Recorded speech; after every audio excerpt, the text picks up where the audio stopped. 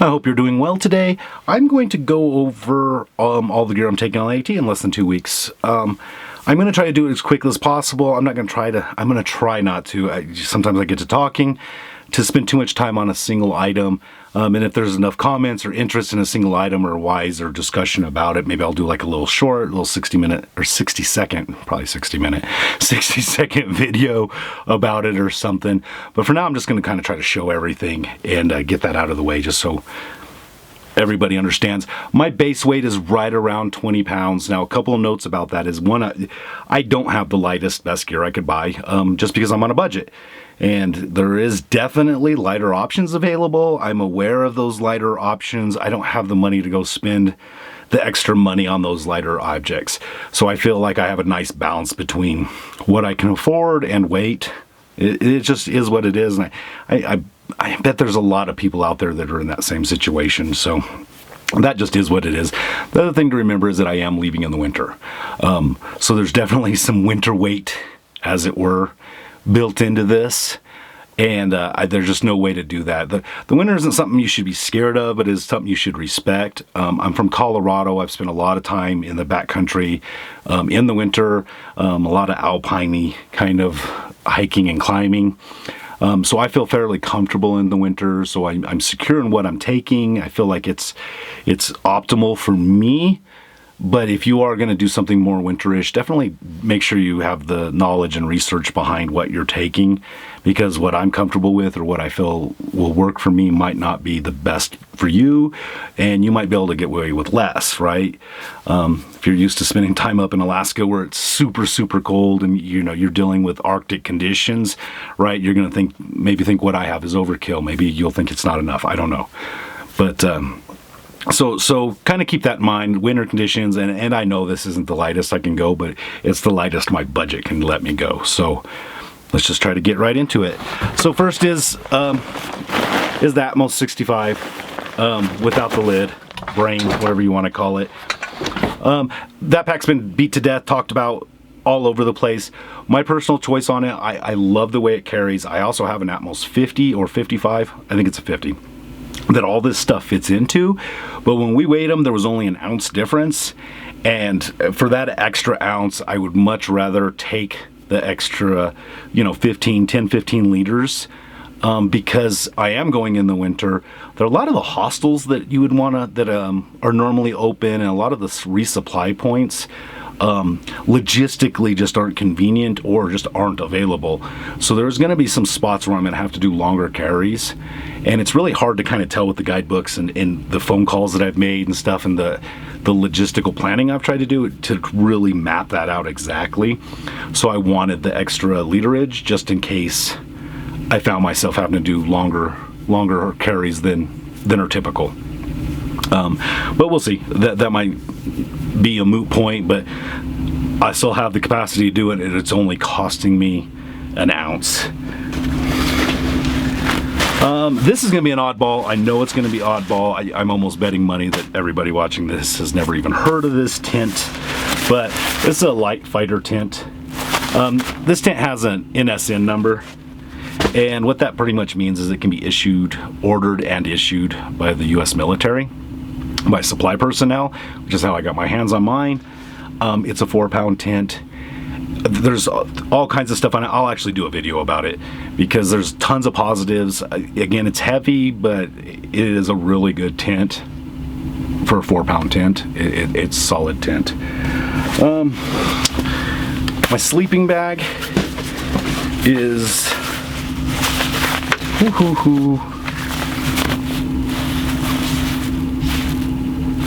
the Marmont Never Summer 0 degree bag. It's a 3-pound bag. So same thing.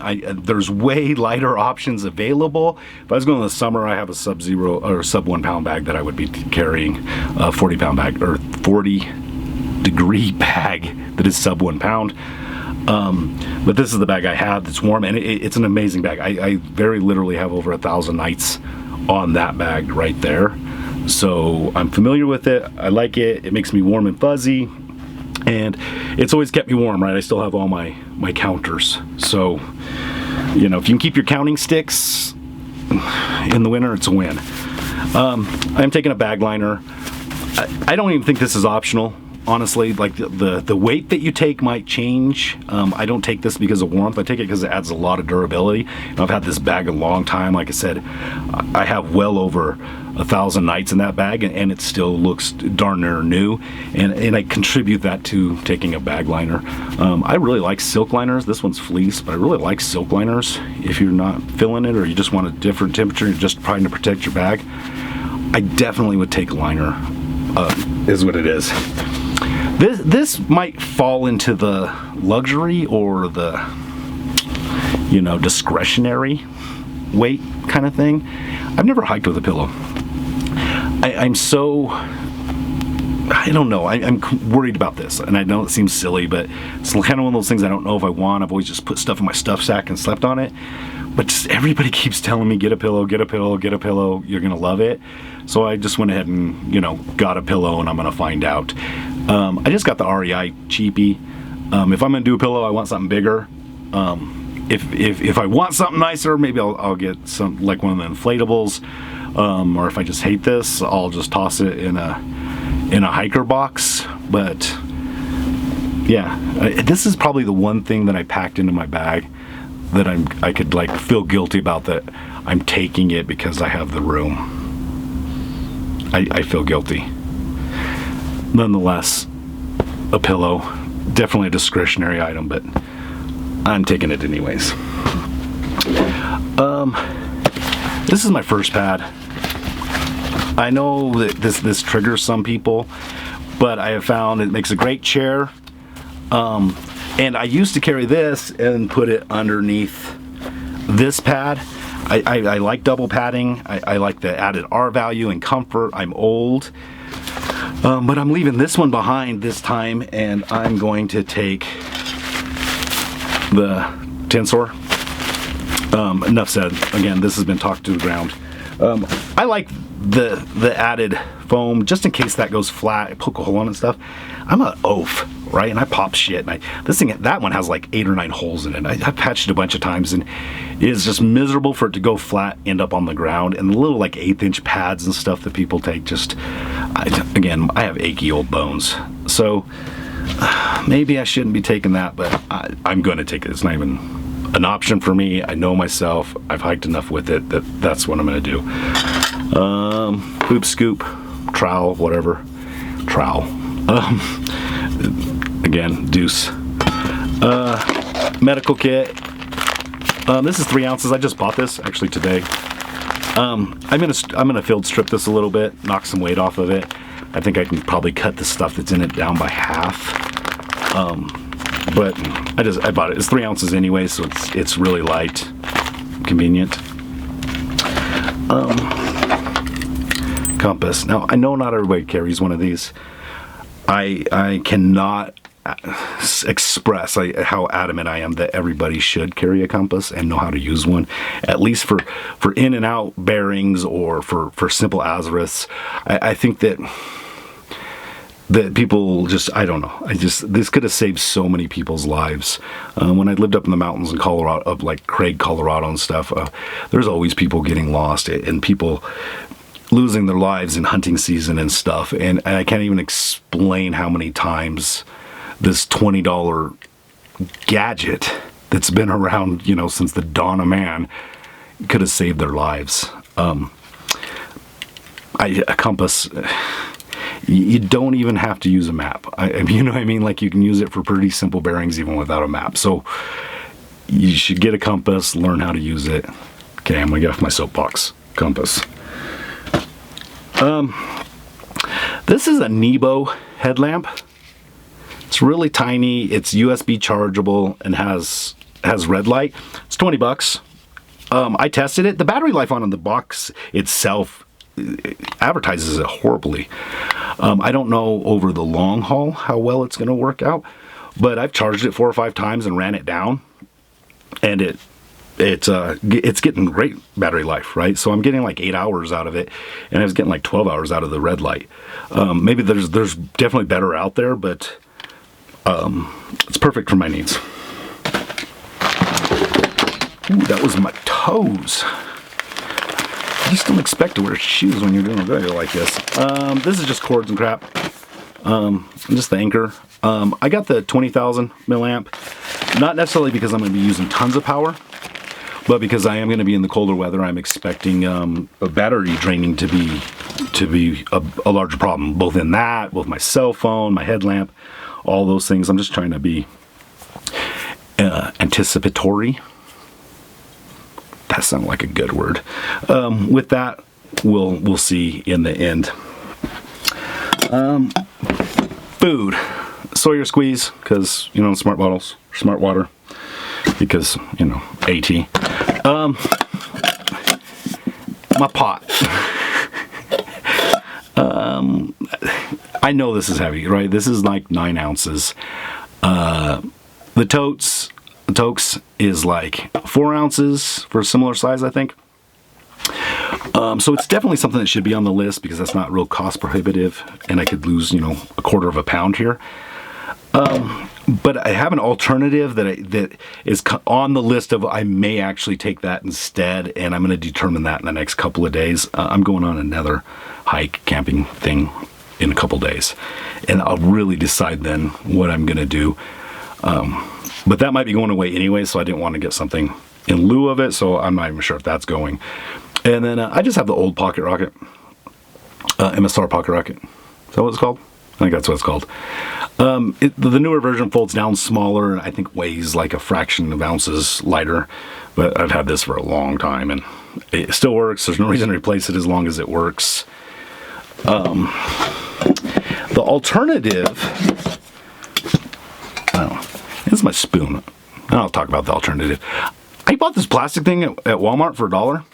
Right, I know everybody takes titanium, and I was like, oh, well, when it breaks, I'll just get a different spoon, and the thing just doesn't break. Like I was fully expecting it to die, and it has just kept on ticking. So I'm gonna carry this until it dies, and then I'll replace it with a titanium one. Do this food bag. Just going to the dry bag. There's cordage in here to hang it. I'll show you what I'm going to use for a rock bag when I get into my kind of luxury, like discretionary items I'm taking. But this is what I'm going to use. It's only a 13 liter. I'm going to end up wanting bigger, I think. I actually thought this was bigger when I bought it. I just screwed up, bought the wrong one. But I put a bunch of like practice foods into it, and I've actually been able to fit it in all this. So I'm just going to kind of roll with this and hope to hell I'm not screwing up. Now, as far as my alternative cook solution, this is my Snow Peak 450 milliliter. And what I found is that I only cook at night. Traditionally, I guess now and then I'll cook a breakfast, but it's super rare. And this will boil a cup and a half of water pretty easily.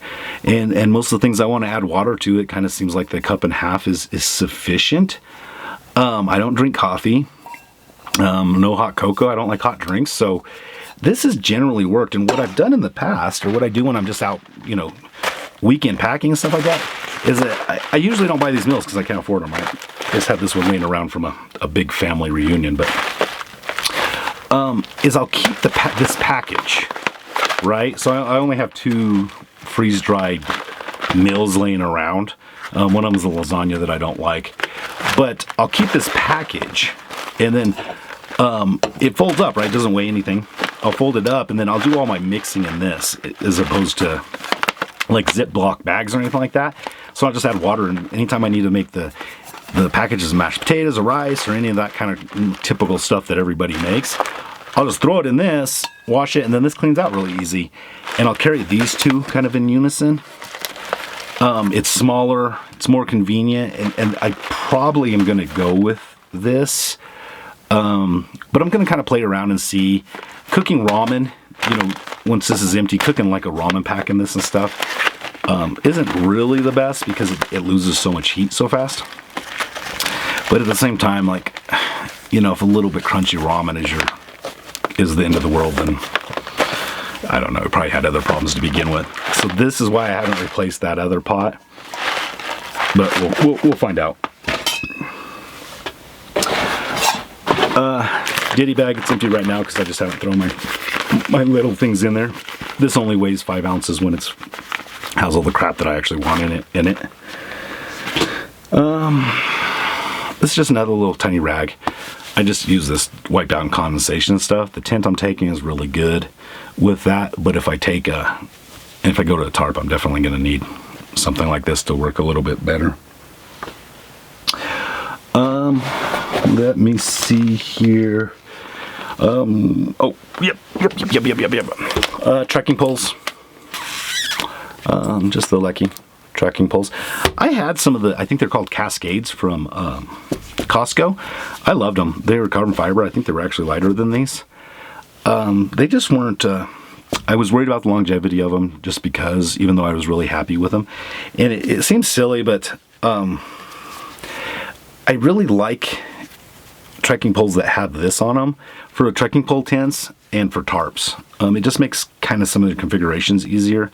I know that sounds really silly, but not all of them have that, and these were, I had my dividend at REI. This is what I used my dividend on, and they were on sale. So, thank you, REI. Clothing. So, clothing, just the aficionado underwear, because, that's what everybody else does, and I'm a follower. Now, because of my health issues, I have to wear compression socks. I know some people wear the compression calves, but I have to wear compression socks. I don't have to, but my doctor tells me I do. So I have a pair of compression socks. These are pretty thin. Once they're stretched on, they're such a pain in that to get on and off. I really don't like these things. I like what they do once they're on, but they're just kind of a pain. And then I have Dawn Tough socks, just because that's what everybody wears. I actually have a second pair of these that I can alternate in and out. I really like being able to swap socks halfway through the day. The other ones are just in the laundry. Merino wool base layer for the legs, and then smart wool base layer. On warmer days, I'll just be wearing this. It's just a half zip. I really like this one. It's works well for me. For my mid layer, this could also be worn as a base layer, but I really don't like full zips. So this is just Mountain Hardwear. Yeah, mid layer.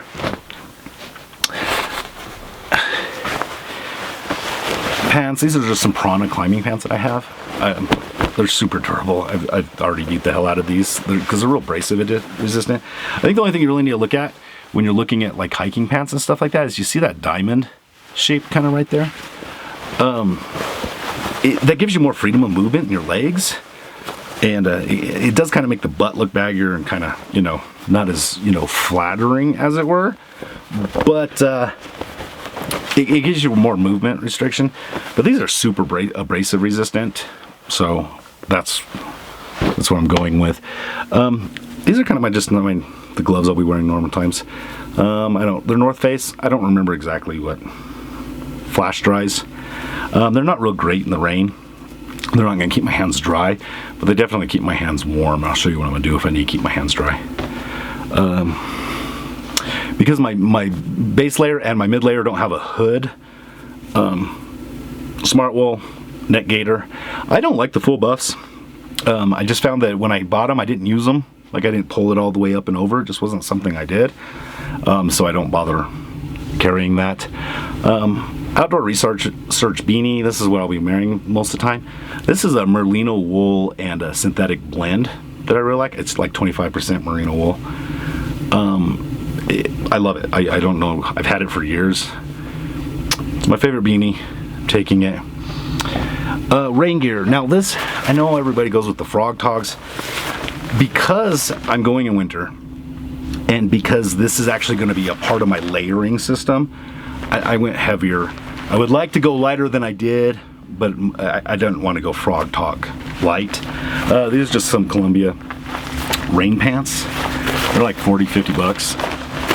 And these are just as much for stopping wind as they are for rain, especially on my legs, because as you saw, I just got pants and a base layer.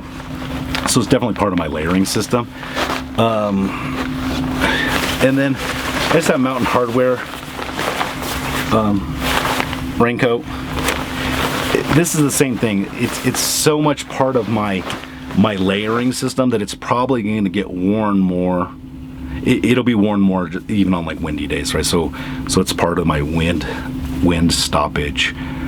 But that's all going to be like kind of worn clothes. Obviously, some of that will end up in my packet at some points. For the footwear,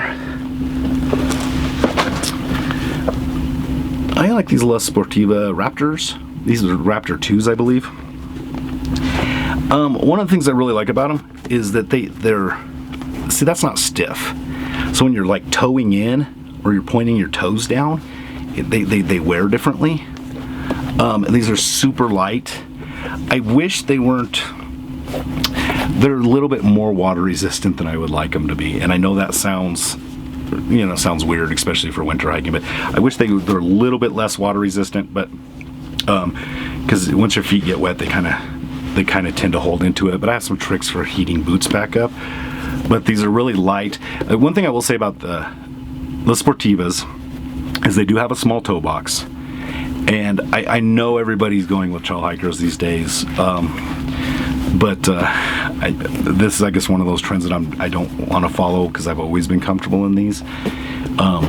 If I do have to go to a trail hiker, I already know what size and what shoe I will buy. But this is probably going to be my go-to shoe for most of my AT trip. Just because I like them and I know what they're capable of. Now, just in the kind of like super wintry kind of clothing aisle or whatever like that. So I do have some micro spikes. This is definitely just winter weight. I know I'm not going to be using these all the time if I even have to, but it's kind of like, to need them and not have them sucks, right? So with a January start, I felt like this was the best option. And then even though I'm wearing boots, I'm still taking gaiters. And I'm just taking the small gaiters, outdoor research small gaiters. And the big reason for that is if you've never wore micro spikes, and you might be more coordinated than I am, but if you've never wore micro spikes, you can tend to like catch your shoelaces and catch the bottom of your pant leg and stuff with the micro spikes if you step funny. And it becomes a real problem like if you start losing your balance and your feet kind of click on each other. Even with micro spikes, you'll step on yourself. It's a big thing if you're wearing like real crampons, but you can still do that with these, and that just kind of avoids that. And for the less than a pound, whatever, how many ounces, I don't know what these weigh, they're super light. Again, that's kind of a safety issue for me. If I wasn't going in the winter, I wouldn't be taking those. I'd take some lighter gaiters, just keep the dirt and stuff out, but that's what I'm doing. When I'm back at camp, I do keep these. They can go over those liners that I showed you. These aren't necessarily waterproof either, but I've had these completely soaked through, like stuck my hand in water because I dropped something in the water. They still kind of keep my hands warm. So these are going to be sufficient. They've done me. I've had these for years. My dad bought them for me. Yeah, they're nice little Gore-Tex gloves.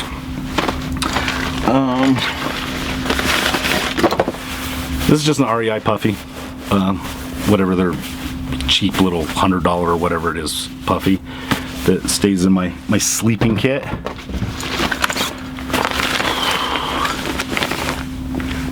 I just have some silks to sleep in. Silk bottoms to sleep in. I know there's nothing fancy there. I honestly usually try to sleep naked. It's just, I don't like to it. Then I have another pair of darn Tufts that I have thrown in there just because I like it. Yeah. I do believe that's everything. It's not everything. Okay, so these are my discretionary items. So one, I'm like a compulsive note taker. This is a really light notepad. It's water resistant. I can't explain it. One of it's partially because of my stroke. The other part is just because it's always kind of been an impulse. I like taking notes about everything. So it's easier for me to write stuff down. So this is kind of definitely a discretionary luxury item, but it's also kind of a need, if that makes any sense. The other thing that I'm taking, and these weigh less than an ounce, is these straps. Now I use these to actually compact the tent that I'm taking, right? You can just pull them down, but these are rated for like 25 or 35 pounds. You can wrap them around a tree, and you can hang your bag off of them when you're loading your bag. I found 1,000 uses for these when I was out and about throughout the years. And I just always kind of carried them because they're so light that they don't get in the way. And they do have a practical use when they're in your bag. So this is definitely more of a pack your fear kind of a situation, or I don't even know what you would call it, but not a necessity, but I really do like having these. And I found that even if I wrap these around a tree, and then I'll take my headlamp and kind of stuff my headlamp strap into that and pull it tight so I can have like a camp yard light or something like that.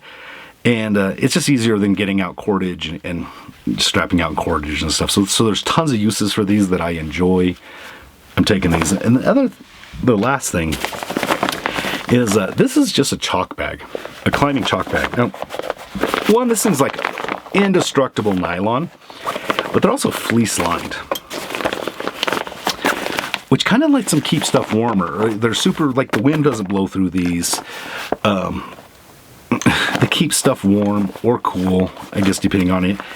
And the reason I'm taking this is, one, this is where I'll throw, like, will be my rock bag. So I'll put rocks in this and to toss my bear bag. But when it's not in use, I'll actually clip it on my my backpack. This weighs 3 ounces. It'll clip on my backpack, and it becomes a nice, like pocket, right? You throw your cell phone in there, and put your water bottle in there. Just kind of, every time I went hiking, even if it was like a 3-day trip, this has kind of evolved depending on my needs at the time. But I love having these, and I started using them when I was in my Jeep, when I was living in my Jeep, because they're big, great storage containers, but I started using it hiking too. I really like it, and for 3 ounces, the convenience is well worth it to me. All right, so that's everything I'm taking. It's way longer than I wanted it to be. Sorry if I babbled on. But if you made it this far, thank you. Much love. Tell me what you think about what I'm taking. How big of mistakes am I making? Do you hate some of the stuff I'm taking? Where would you go different? Where would you be like, oh, that's a great idea, I would take that? Just let me know. Thank you guys for watching, and I guess I'll see you next time.